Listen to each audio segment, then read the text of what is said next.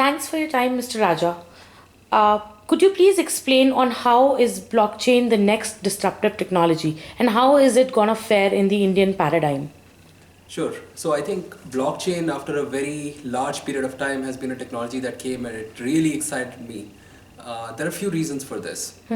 Firstly, I work in the financial services industry where there is a lot of data which is shared between multiple enterprises, and that data flows through a lot of life cycles. And there are a lot of middlemen in the equation who are responsible for keeping that data secure and matching that data across different counterparties, and it's just very, very inefficient.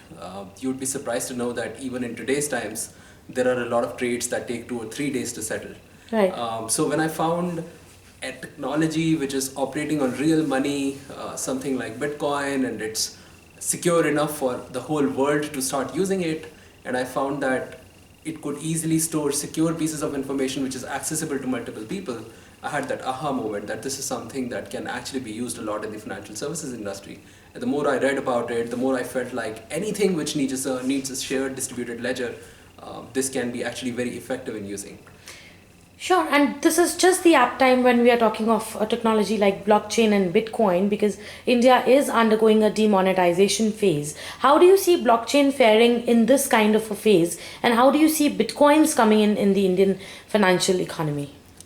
So I think, firstly, let's not couple demonetization with blockchain, right? Blockchain is a technology which is meant Sure. for sharing information in a ledger, Sure. which is distributed across nodes and which is available to all the participants in the blockchain. It's very Sure. different from currency, which is very much an RBI or a central bank instrument for facilitating trade, Sure. right? So these are two different topics. As far as Bitcoin is concerned or other concepts of digital currency are concerned, certainly I think the time for them has come. I know Sweden, there are a couple of other countries which are really trying to use digital currency as an alternative to the paper currency. Just today, RBI issued a statement that no matter how much you try, you cannot make currency absolutely secure because other countries have access to the same printing press and similar infrastructure to print currency notes that you think are, can never be counterfeited, can always be counterfeited. So in the age of counterfeit notes causing so much trouble in our economy, I think having some form of digital currency which can be easily exchanged in a secure fashion across economy will be very useful, right? So I think the time for some form of digital currency has come, and I'm sure very soon countries will start to adopt it. Maybe we will start with the developed markets. So, will blockchain technology enable this process of digital currency to seep in various countries? I think blockchain is definitely going to be some foundation technology.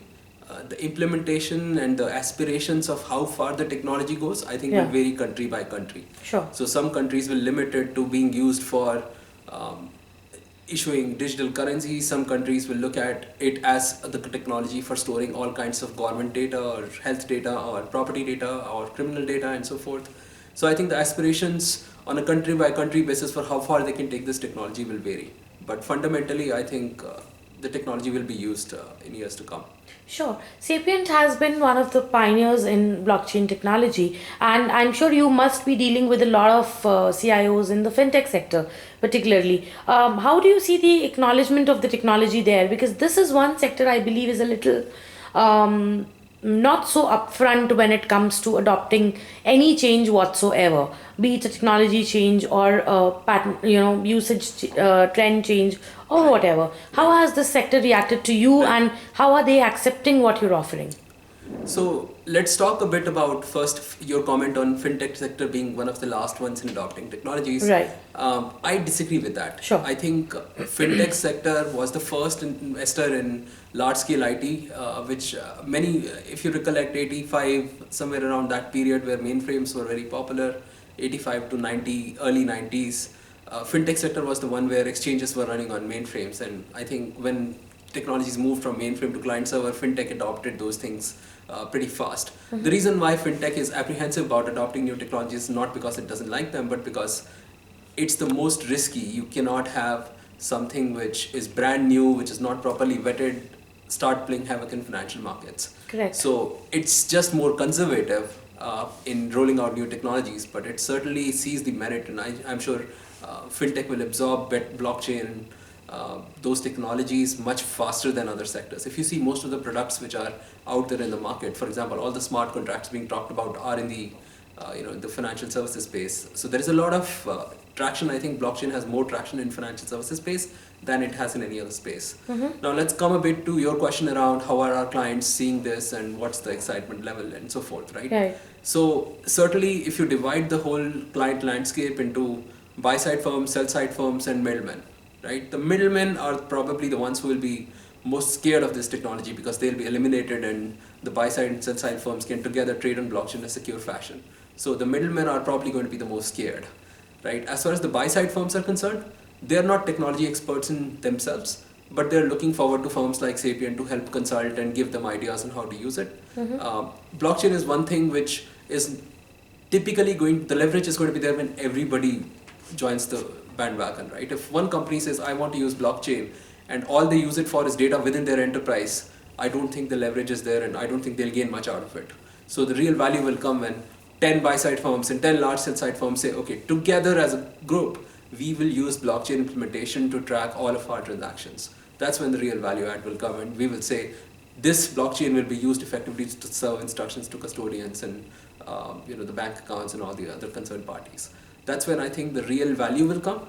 And firms are talking a lot, right? So people we talk to firstly want to understand the technology well. So we've been involved in doing proofs of concept for our clients for different parts of their business. There have been proposals to us for looking at the entire business problem and saying where can we fit it, what technologies work. So we've created points of view on different technologies that are coming up and which can be used where, etc. Right? So we are definitely helping our clients to some extent. Have we seen a system go to production yet where it's actually being used among multiple firms sharing data with each other? Right now that is not the case. But we are very actively working in pursuing such engagements, and clients are also very actively chasing us for such work. When do you think this is really happening? When do you think blockchain will really arrive and when people will start using it? So firstly, already there are many people using blockchain, right? Right. Certainly, I think large-scale adoption among fintech companies Right. is probably a 2017 thing. And Okay. certainly by the end of next year, I'm very hopeful there will be a lot of implementations of blockchain in different contexts, both within the enterprise and across enterprises. So Sure. 2017, I think, is the year when we'll hear the good news. Besides BFSI, which is the sector that can actually leverage on blockchain and scale its model? I think any sector which has some shape or form of large amount of data being shared and needing to be shared across multiple participants in a secure fashion, I think anything that has that requirement can fit in.